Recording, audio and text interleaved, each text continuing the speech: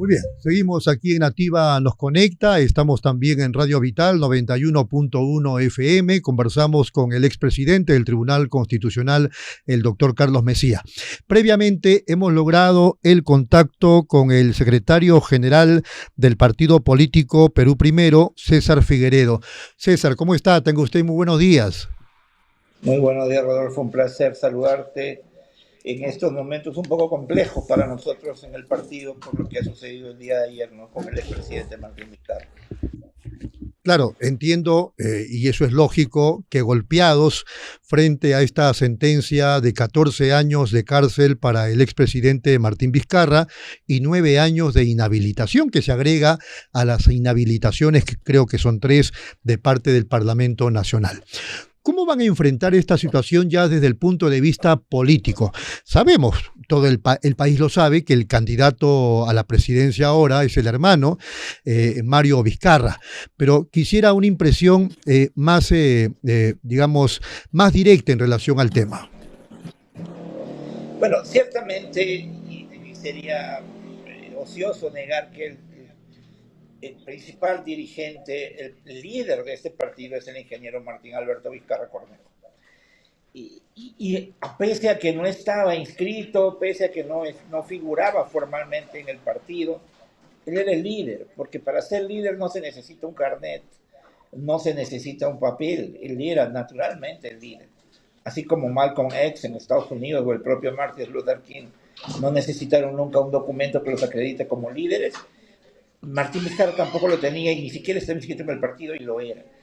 Esta injusta para nosotros, abusiva sentencia de 14 años que hemos apelado y que es una sentencia en mayoría, nos afecta ciertamente en lo político también, pero nosotros estábamos preparados al punto tal que con algún tiempo de anticipación ya habíamos escogido al ingeniero también, Mario Vizcarra Cornejo, como nuestro candidato a la presidencia, ¿no? Y ese es ahora el esfuerzo que estamos redoblando en el partido para afianzar esa candidatura, porque ciertamente representa los ideales y los valores que tenemos nosotros en el partido Perú Primero. Sería también tonto negar que este es un impacto muy difícil para nosotros, pero también un impacto que nos favorece tanto y en cuanto estamos demostrando que aquello que nosotros decíamos es verdad. El país está siendo gobernado por un pacto nefasto entre el gobierno, entre el parlamento y el poder judicial. Recordemos, ¿quién ha sido quien ha designado a los miembros del Tribunal Constitucional y al mismo tiempo quien ha designado a los miembros de la Junta Nacional de Justicia, que a su vez son los que sacan y ponen a los jueces? Creo que no hay mejor muestra de que estamos luchando contra un pacto mafioso que la injusta sentencia de Martín Vizcarra. Bueno, el Poder Judicial tiene la certeza de que Vizcarra recibió coimas por un total de 2.300.000 soles por las 2 obras, ¿no? El Hospital de Moquegua y también Lomas de Hilo. En ese contexto, hoy día leía el comentario editorial del diario El Comercio, que supone que tras la apelación y con otra sala, los jueces van a reiterar por el cúmulo de evidencias, de indicios y de pruebas que hay, que la condena es merecida a Vizcarra. El Comercio es parte de la persecución mediática de la que ha sido objeto el presidente Martín Vizcarra.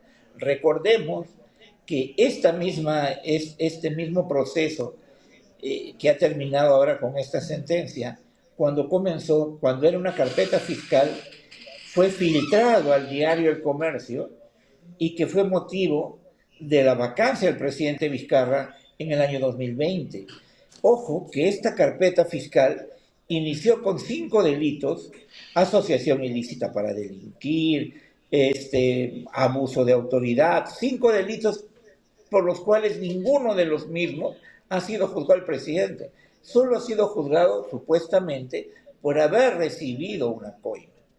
El diario El Comercio, que porque la gente es muy sabia, cada vez lee menos gente, cada vez lee menos personas, y que es un diario que está en quiebra, se cuelga del ingeniero Martín Vizcarra desde hace mucho tiempo y ha hecho una campaña feroz contra él por este mismo caso, ¿no?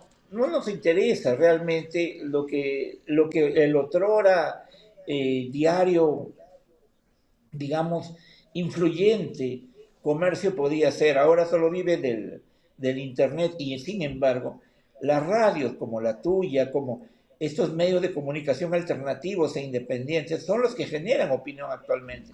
Entonces, ¿qué es lo que estos dicen? Mira, para comenzar, solamente 2 de los 3 magistrados han condenado a Martín Vizcarra. El tercero ha hecho una exposición brillante de cómo no es posible probar la entrega del dinero. ¿Cómo puede ser posible que la sentencia que aprueban estos 2 magistrados en contra del presidente diga que una prueba es que 600,000 soles sí entran en un sobre a Manila? ¿Eso prueba algo? Bueno, pues también entra una papaya y también entra medio kilo de naranja, y eso no significa que ni que haya recibido ni los 600,000 soles, ni la papaya, ni la naranja. O sea, muy bien, que no hay forma de probar que él haya recibido, y esto es lo que dice justamente el voto en discordia. muy bien. Listo, César. Una última pregunta para una respuesta así rapidita. ¿Quiénes estarían detrás, según ustedes, de la persecución, de la presión contra las autoridades judiciales contra Vizcarra? Mira, hay el Club de la Construcción y te voy a poner el caso de Obrainsa. Obrainsa, mira, me comprometo a hacerte llegar la sentencia de colaboración eficaz, ha declarado y se ha asumido culpable de cerca de 18 obras donde sobrevaloró las mismas y tuvo unas ganancias superiores a los 1.000 millones de soles. De los 1.000 millones de soles, él llegó a un acuerdo con la Fiscalía para que, acusando a Vizcarra, todo esto quede en nada. Todas estas ilicitudes que reconocen ellos mismos haber hecho, queden en nada. De forma tal que actualmente ellos se han declarado en insolvencia y ya no van a pagar ni siquiera la reparación civil que se suponía debían hacer. Entonces, mientras Martín Vizcarra está en la cárcel el día de hoy, porque desde ayer está en Barbadillo, este señor Tejeda está feliz de la vida, echado en Miami, en su casa, tomando el sol, y volverá a Lima a su lujosa casa, a manejar sus autos de alta gama y a vivir feliz de la vida, sin que absolutamente nada le haya pasado ni a él ni a ninguno de los miembros del Club de la Construcción que Martín Vizcarra en su momento denunció. Esa es la verdad de todo este asunto. Ningún miembro del Club de la Construcción que se ha beneficiado del gobierno, que se ha beneficiado de los erarios públicos durante los últimos 15 o 20 años, está preso. Solo está preso el que lo denunció. Esa es la ironía de la vida. Muy bien. César, ha sido muy amable. Muchas gracias y sigamos en contacto. Con todo gusto, un fuerte abrazo y saludos para todos. Muchas gracias a César Figueredo. Vamos a continuar conversando con el expresidente del Tribunal Constitucional, Carlos Messía. Carlos, usted estaba por explicarnos qué habría pasado en este caso de la violencia familiar a través de una sentencia contra el presidente de la Junta Nacional de Justicia. A ver, muy rápido, ¿no? El señor Ríos Patio fue denunciado civilmente el 2011 por su esposa, por supuestos maltratos psicológicos y físicos. Como resultado de eso hubo un divorcio y él fue sentenciado, me parece, por violencia, ¿no? Claro, sentenciado. Ok, claro. Pero en el año 2016, no en el 2011, en el 2016 hubo una ley que penalizaba la violencia familiar, la llamada violencia familiar. Años después. Años después. Y luego en ese marco es modificada la ley orgánica la ley orgánica de la Junta Nacional de Justicia, señalándose que estaban impedidos de postular quienes hayan sido condenados condenados por violencia familiar. Y él no ha sido condenado, ha sido sentenciado en materia civil y debe entenderse por una interpretación restrictiva de las situaciones que perjudican los derechos humanos que la ley de la Junta se interpreta que es una sentencia penal, ¿no? Ese presunto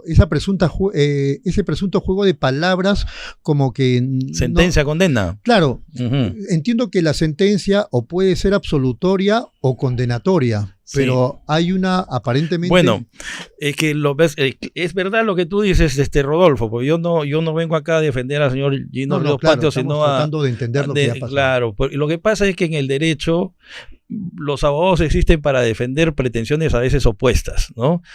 Y obviamente que yo me decanto por la que beneficia al señor Gino Ríos Patio porque hay tela para cortar por ese lado. Porque también en la teoría general del proceso se conocen sentencias declarativas, restitutorias y algunas llamadas también sentencias de condena, ¿no? En materia civil. Por ejemplo, me parecía que William Medina estaba equivocado. Usted me está aclarando que no está equivocado. Una cosa es sentencia y otra cosa es condena. Es que la sentencia puede ser penal, civil, laboral, pero la sentencia en general, o sea, en la teoría general del proceso puede haber sentencias declarativas, te declaro heredero, puede haber sentencias condenatorias, paga la reparación civil. ¿Se da cuenta? Pero esa no tiene un margen, entonces, digamos, no tiene relevancia penal. Pero es probable que cuando se da la ley de la Junta Nacional de Justicia, cuando dice sentencia condenatoria, yo podría interpretar que se trata pues de una teoría general de una sentencia en términos generales. Claro. ¿No es cierto? Que es una sentencia de condena, obviamente. Así es. Entonces sí se le aplicaría en ese caso. Absolutoria no fue. Absolutoria no fue. Pero ¿qué es lo que dicen los que defienden a Gino Ríos Patio? Y ahí es donde yo me adhiero, es que la norma habla de una sentencia de naturaleza penal. Un inciso del reglamento de la Junta Nacional de Justicia decía, el inciso E, los condenados con sentencia consentida o ejecutoriada por violencia contra las mujeres, niños, niñas o adolescentes, o se le haya impuesto medidas de protección en aplicación de la ley tal, son los que no pueden asumir. Es que la ley es del año 2016, claro, ese es el problema. Que lo que usted ha leído... Y la sentencia es del 2011. Exacto, entonces hay tela hay argumentos para defender la posición. Alguien podría decir, ¿fue una sentencia, la del 2011, absolutoria o condenatoria? Desde el punto de vista de la teoría general del proceso, es una sentencia civil de condena. Por eso, entonces sí se ajustaría. No, pero los otros señalan que cuando la ley orgánica de la Junta habla de sentencia, no se refiere a una sentencia civil, sino se refiere a una sentencia penal de condena. Y en el caso de Gino Ríos no había una sentencia penal, ni de condena ni absolutoria. Y le preguntan por qué no lo declara eso en su declaración jurada. Porque no le convenía. Y Medina, el abogado, dice que no le preguntaron. Bueno, el abogado puede decir lo que quiera, pero a mí me parece que no le convenía. Si yo estoy postulando a un cargo público, voy a decir lo que a mí me conviene, porque tengo que decirlo. Y además, digamos, si no me preguntaron, no lo puse. Dicen que en esa misma ley orgánica de la Junta Nacional de Justicia hablan también después de que debe ser intachable, pulcro, la persona que va a asumir la Junta Nacional de Justicia. Ya con estos detalles que estamos comentando, ese carácter de intachable no lo pierde. Pero lo que sucede es que tiene que haber un sentido de oportunidad. En algún momento el concurso se acaba. Y si no lo viste, no lo viste, ¿no? Es que el caso, por ejemplo, del señor Eloy Espinosa. Declara ante el Congreso, ese sí es delito, ¿ah? Sí. Declara ante el Congreso que es doctor en Derecho. Y después se sabe, cuando ya es magistrado, que no lo es. ¿Vamos a vacarlo? No, pues ya el concurso terminó. ¿Me entiende? Porque si no, entonces se debió también expulsar del Tribunal Constitucional al señor Eloy Espinosa, y no fue así. ¿Por qué? Porque ya acabó el momento del concurso, ya fue. El concurso es preclusorio, ¿no? Listo. Porque si no, imagínese, a cada rato vamos a tener que estar revisando todas las sentencias. Carlos, ha sido muy amable. Muchas gracias por su presentación. Rodolfo, siempre a tus órdenes. Muy gentil. A Carlos Mesía, expresidente del Tribunal Constitucional. Vamos a la pausa, regresamos.